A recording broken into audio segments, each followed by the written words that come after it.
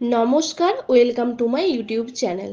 তো আজ আবার একটি নতুন ভিডিও নিয়ে চলে এসেছি। তো তোমরা ভিডিওটি স্কিপ না করে অবশ্যই প্রথম থেকে শেষ অবধি দেখতে থাকো, অবশ্যই তোমাদের ভালো লাগবে। তো আজকে আলোচনা করব কিছু কোশ্চেন অ্যান্সার পেডিয়াট্রিক সম্বন্ধে, অর্থাৎ চাইল্ড হেলথ নার্সিং সম্পর্কে। তো তোমরা যারা যারা WP HRB staff nurse grade 2 এর প্রিপারেশন নিচ্ছ, বা ইএসআই এর যে কন্ট্রাকচুয়াল স্টাফ নার্সের যে ইন্টারভিউ হবে তার যে প্রিপারেশন নিচ্ছ, তাদের জন্য এই ভিডিওটি। বা তোমরা এগুলো কিন্তু এডুকেশন পারপাসেও এগুলো পড়তে পারো।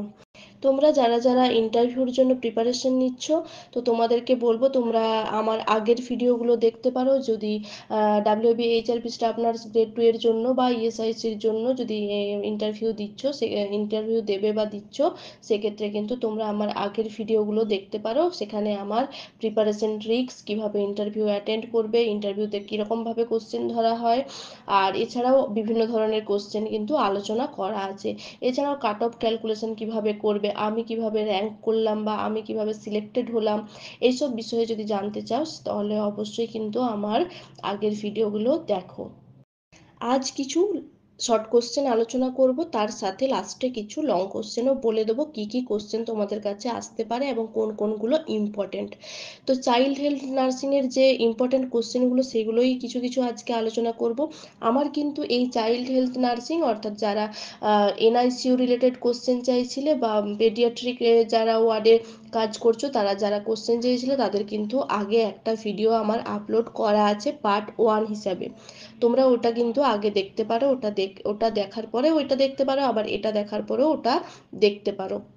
অবশ্যই তোমাদের উপকারে আসবে, তোমরা অনেক কিছু জানতে পারবে।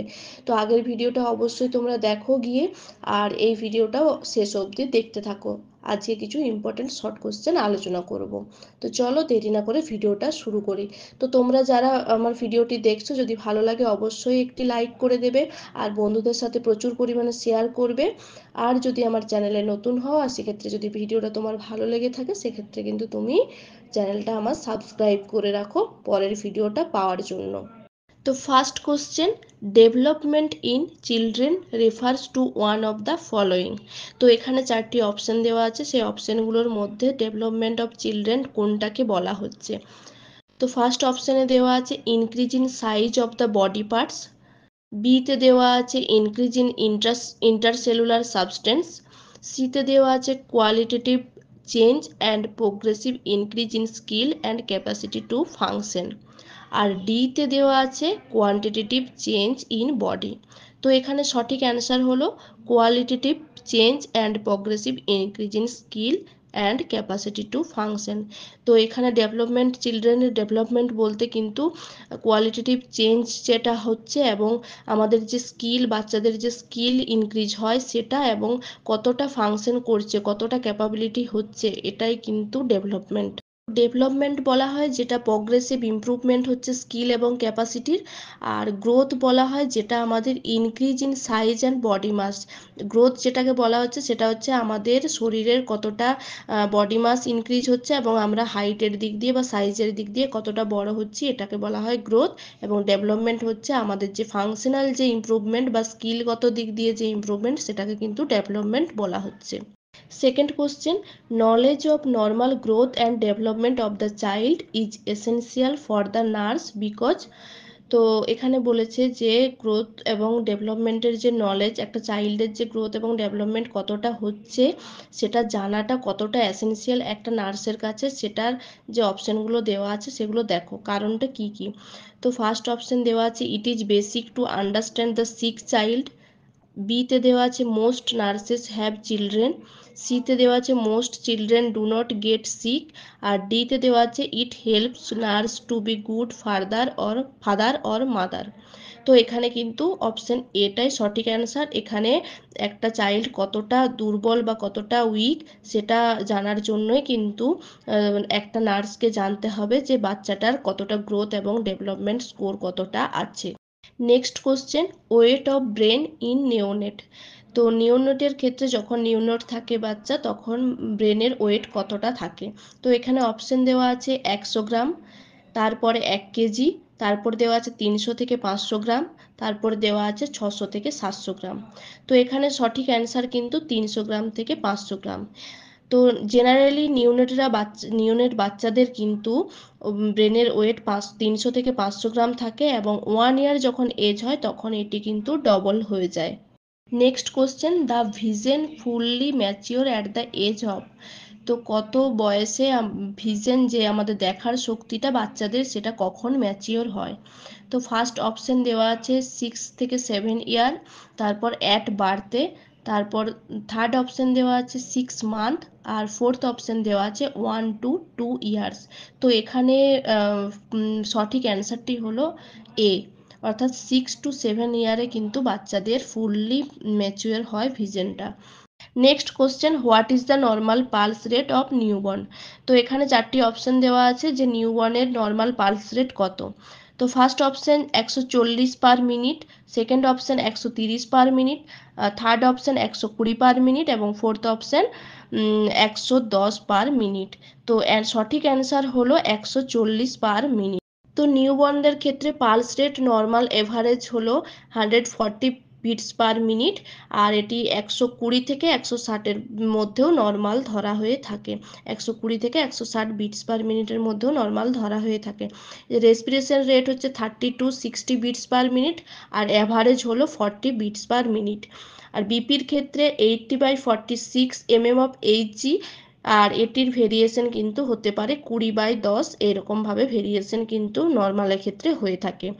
টেম্পারেচার নর্মাল হতে পারে 97.5 ডিগ্রি ফারেনহাইট থেকে 98.6 degree Fahrenheit. Next question, if birth weight of newborn is below 1500 gram, which is appropriate place to care the baby. তো যদি নিউবর্নের ওয়েট 1500 গ্রাম হয় সেক্ষেত্রে কোন প্লেসে তার কেয়ার করা হবে, অ্যাপ্রোপ্রিয়েট প্লেসটা কোথায়? তো অপশানে দেওয়া আছে first option care at home, second option primary level hospital, third option secondary level hospital, fourth option tertiary level hospital. তো এখানে কিন্তু সঠিক answer D, tertiary level hospital. যদি নিউবর্নের বার্থ ওয়েট 1800 গ্রামের বেশি হয় সেক্ষেত্রে কিন্তু বাড়িতে রেখে ট্রিটমেন্ট করা হয়। যদি নিউবর্নের ওয়েট 1500 থেকে 18 গ্রামের মধ্যে হয় সেক্ষেত্রে কিন্তু সেকেন্ডারি লেভেল নিউবর্ন কেয়ার ইউনিটে তাকে রাখা হতে পারে। আর যদি নিউবর্নের ওজন 1500 গ্রামের থেকে কম হয় সেক্ষেত্রে কিন্তু টার্সিয়ারি লেভেল নিউবর্ন কেয়ার ইউনিটে তাকে বেবিকে রাখা হয়। Next question, a newborn cry vigorously and extremities are pink, which not required in such condition. যদি বাচ্চা নিউবর্ন যদি ভিগোরাসলি ক্রাই করে বা কাঁদে এবং তার এক্সট্রিমিটি যদি পিঙ্ক হয় সেক্ষেত্রে কোন কন্ডিশনটা আমাদের প্রয়োজন নেই। তো এখানে অপশন দেওয়া আছে wiping the body, next option দেওয়া আছে covering the body, third option দেওয়া আছে O2 থেরাপি এবং ফোর্থ নেজাল ক্লিয়ারিং। তো এখানে সঠিক অ্যান্সার কিন্তু O2 therapy.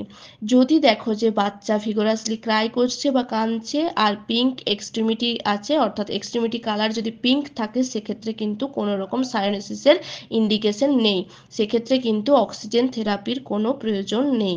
Next question, caput succedaneum is, first option দেওয়া আছে birth mark, second option swelling on the face of the baby, third option collection of fluid under scalp, fourth option swelling will not cross the suture line. তো এখানে সঠিক answer কিন্তু collection of fluid under scalp.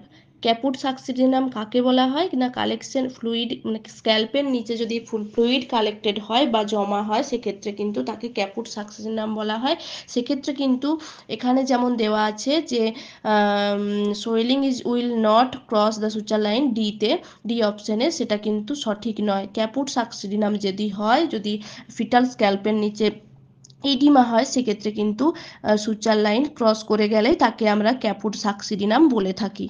আর এই ক্যাপুট সাকসিডিনাম resolve হয় 4 দিনের মধ্যে। Next question, all of the followings are advantage of kangaroo care except. তো এখানে কোনটি বাদ দিয়ে সবগুলোই ক্যাঙ্গারু কেয়ার অ্যাডভান্টেজ। তো অপশন দেওয়া আছে first option bonding between mother and child, second option adequate growth and development, third option increased pressure on mother and child, and fourth option increased milk supply. তো এখানে কিন্তু সঠিক answer C. এখানে কোনো রকম প্রেসার ইনক্রিজ করা হয় না মাদার এবং চাইল্ডের ক্ষেত্রে। তা বাদ দিয়ে যেগুলো দেওয়া আছে যেমন বন্ডিং বিটুইন মাদার এবং child, adequate growth and development, increase milk supply, এগুলো কিন্তু ক্যাঙ্গারু মাদার কেয়ারের কিন্তু অ্যাডভান্টেজ। তো কেএমসি সম্পর্কে একটু ছোট্ট করে বলে নিই। কেএমসি একটা স্পেশাল ওয়ে যেখানে কিন্তু লো বার্থ ওয়েট বেবিদের অর্থাৎ প্রিমেচিওর বেবিদের বা যারা হাইপোথার্মিক বেবি থাকে তাদের কিন্তু স্কিন টু স্কিন কন্ট্যাক্টে বেবি এবং মাদারকে রাখা হয়। এটি মাদার এবং বেবিদের দুজনের ক্ষেত্রে কিন্তু ভেরি ইউজফুল একটা টেকনিক, যেটাতে কিন্তু থার্মাল কন্ট্রোল হয়ে থাকে বেবির। এছাড়াও বিভিন্ন ধরনের ইনফেকশন চান্সগুলোকে কমায়, আর ব্রেস্ট ফিডিংটাকে ইমপ্রুভ করে, হেলদি ফিজিওলজিক্যাল এবং সাইকোলজিক্যাল বন্ডিং মাদারের সাথে এবং বেবির তৈরি করে। Next question, colostrum is rich in, first option protein, second option minerals, third option carbohydrate এবং ফোর্থ অপশন ফ্যাট। তো এখানে সঠিক অ্যান্সার কিন্তু প্রোটিন। তারপর introduction of solid foods along with breast feeding is called. Breast feeding এর সাথে সাথে solid food দেওয়ার একটু একটু করে সলিড ফুড দেওয়াটাকে কি বলে থাকি আমরা? First option conditional feeding, second option demand feeding, third option scheduled feeding এবং ফোর্থ অপশন কমপ্লিমেন্টারি ফিডিং। তো এখানে সঠিক অ্যান্সার কিন্তু কমপ্লিমেন্টারি ফিডিং। ব্রেস্ট ফিডিং এর সাথে সাথে সলিড ফুড দেওয়াটাকে কিন্তু অল্প অল্প করে সলিড ফুড দেওয়াটাকে কিন্তু কমপ্লিমেন্টারি ফিডিং বলা। Next, the normal Apgar score of a newborn is first option 4 to 6, second option below 3, third option 3 to 4 এবং last option 7 and above। তো এখানে কারেক্ট অ্যান্সার কিন্তু ডি। যদি নর্মাল স্কোর নিউবর্নের ক্ষেত্রে কিন্তু 7-এর ওপরে হলেই বাচ্চাদের ভালো হয়, সেটাই কিন্তু গুড স্কোর। তো একটু আবগার স্কোর সম্বন্ধে বলে নিই। আবগার স্কোর একটি সিস্টেম যেটাতে ইভ্যালুয়েট করা হয় ইনফ্যান্টের ফিজিক্যাল কন্ডিশন বার্থের সময় বা জন্মের সময়। এটি কিন্তু পারফর্ম করা হয় 1 and 5 মিনিট অফ বার্থ এবং রেকর্ড করা হয় কেয়ারফুলি। এটি জন্মের 1 মিনিট এবং 5 মিনিটের সাথে সাথে কিন্তু এটি রেকর্ড করা হয়। এটা টোটাল স্কোর 10, আর এটাতে ভাইটাল 5টা ইন্ডিকেটর আছে।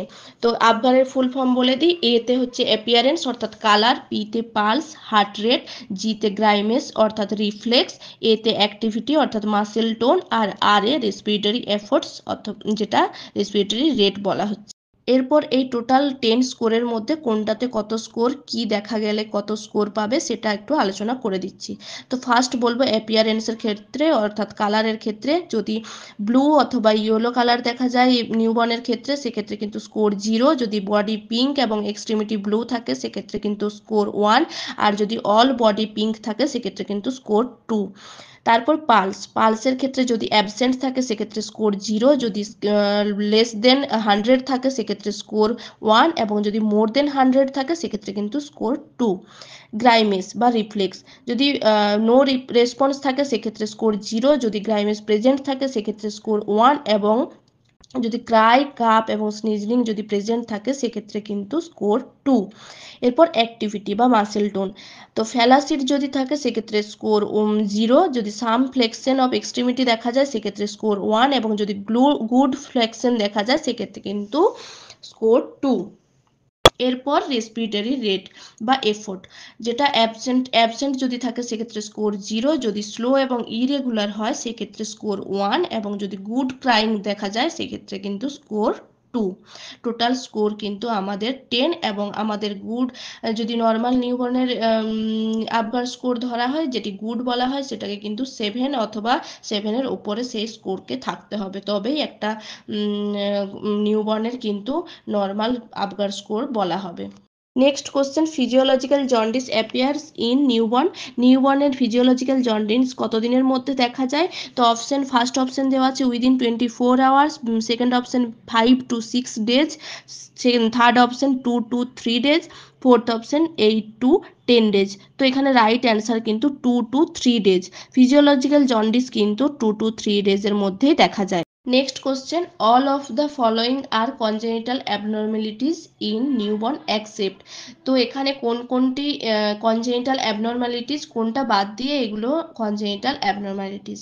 তো এখানে অপশন দেওয়া আছে first hydrocephalus, second meningitis, third হচ্ছে যে ট্র্যাকিও ইসোফেজিয়াল ফিস্চুলা এবং ডিতে হচ্ছে স্পাইনা বিফিডা। তো এখানে কিন্তু সঠিক অ্যান্সার মেনিনজাইটিস। মেনিনজাইটিস হলো একটা ইনফেকশাস ডিসঅর্ডার যেটা কোনো রকম কিন্তু কনজেনিটাল অ্যাবনর্মালিটি নয়। তা বাদ দিয়ে, মেনিনজাইটিস বাদ দিয়ে এখানে হাইড্রোসেফালাস, ট্র্যাকিও ইসোফেজিয়াল ফিস্চুলা, স্পাইনা বিফিডা এগুলো কিন্তু congenital abnormality. Next question, which hereditary disease is most closely linked to aneurysm. তো এখানে বলেছে যে কোন হেরিডিটারি ডিজিজটা অ্যানিউরিজমের সাথে লিঙ্কড আপ।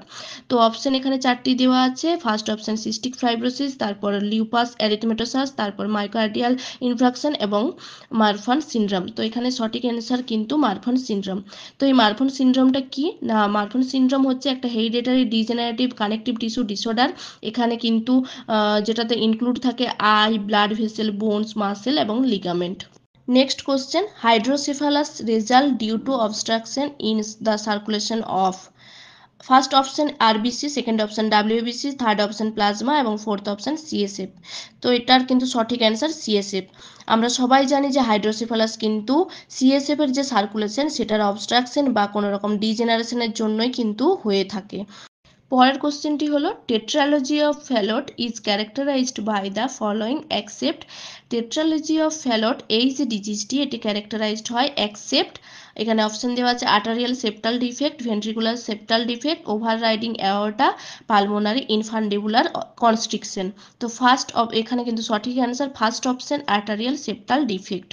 টেট্রালজি অফ ফ্যালট একটা হচ্ছে কমন সাইনোটিক কনজেনিটাল ম্যালফরমেশন যেটা হার্ট এবং গ্রেট ব্লাড ভেসেলে দেখা যায়। এটাতে 4 ডিফেক্ট দেখা যায়, সেগুলো হলো ventricular septal defect, right ventricular hypertrophy, pulmonary artery stenosis and dextroposition, অর্থাৎ displacement to the right of the aorta and or overriding of aorta. এতক্ষণ তো অনেকগুলো শর্ট কোশ্চেন বললাম, এরপর কিছু লং কোশ্চেন আলোচনা করে দেবো। লং কোশ্চেন তো বেশি বলা সম্ভব না, শুধুমাত্র কোশ্চেন এবং কিছু পয়েন্ট আমি বলে দিচ্ছি, সেই পয়েন্ট অনুযায়ী তোমরা যে পেডিয়াট্রিক টেক্সট বুক ইউজ করো সেই বই থেকে কিন্তু একটু ডিটেলসে দেখে নিও। তো ফার্স্ট হচ্ছে কার্ডিওভাস্কুলার ডিসঅর্ডার পড়তে হবে, যে তার মধ্যে টেট্রালজি of Fallot, ventricular septal defect এবং পেটেন্ট ডাক্টাস আর্টারিওসাস এইসব যে ডিজিজগুলো আছে এই ডিজিজগুলোর সাইন সিমটম কি আছে, ক্লিনিক্যাল ফিচার্স কি আছে, রিস্ক ফ্যাক্টর কি আছে এবং কেয়ার কি কি দেবে, অ্যাজ এ নার্স তুমি কি কি কেয়ার দেবে এগুলো কিন্তু তোমাদের জানতে হবে। এছাড়া গ্যাস্ট্রোইন্টেস্টিনাল ডিসঅর্ডারের মধ্যে pyloric stenosis, duodenal ulcer, atresia এগুলো কিন্তু তোমাদেরকে দেখতে হবে। এছাড়াও ডায়রিয়া, অ্যানোরেক্টাল ম্যালফরমেশন বা অ্যানোমেলি এইগুলো সম্বন্ধেও ভালোভাবে পড়তে হবে। এছাড়াও মেগাকলনের মধ্যে হিন্সপ্রাস disease, Crohn's disease, intestinal obstruction, meconium ileus এইগুলো সম্বন্ধেও কিন্তু ভালোভাবে নলেজ রাখতে হবে। এবং কি কি তোমরা অ্যাজ এ নার্স তোমরা কি কি কেয়ার দেবে আর কি কি সাইন সিমটম দেখা যায় ভেরি মাস্ট, এগুলো কিন্তু তোমাদেরকে পড়ে রাখতে হবে এবং দেখে রাখতে হবে। ক্লেফট লিপড, ক্লেফট প্যালেট এটাও কিন্তু দেখে রাখতে হবে, এটাও কিন্তু বাচ্চাদের খুব একটা প্রচুর পরিমাণ দেখা যায়। এছাড়াও respiratory disorder, pneumonia, broncho pulmonary dysplasia, তারপর ব্রঙ্কাইটিস এসব, এছাড়াও জেনিটো ইউরিনারি ডিজিজ যেমন এনিউরেসিস, ফাইমোসিস, ব্ল্যান্ডাইটিস, অর্কাইটিস, প্রোস্টেটাইটিস, হাইপোস্পেডিয়াস এইসব। এছাড়াও যে এই যে ফাইমোসিস বা হাইপোস্পেডিয়াস এইসব যে ডিজিজগুলো হয় তাদের যে সার্জিক্যাল ম্যানেজমেন্ট সেইগুলো কিন্তু তোমাদেরকে খুব ভালো করে পড়তে হবে এবং অ্যাজ এ নার্স তুমি কি কেয়ার দেবে সেগুলোও কিন্তু জানতে হবে। তো ভিডিওটি আজকে এতটাই শেষ করলাম, তোমরা সবাই ভালো থেকো, আর যদি ভিডিওটি ভালো লাগে অবশ্যই একটি লাইক করে দেবে, আর প্রথম থেকে শেষ অবধি দেখার জন্য ধন্যবাদ।